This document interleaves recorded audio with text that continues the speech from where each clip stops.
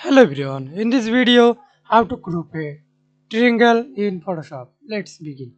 First of all, open your image, then select shape tool, use polygon tool, click here, then use shape tool, path selection, sides 3, press enter, then hold shift, perfectly size and press Ctrl T, hold shift, resize again.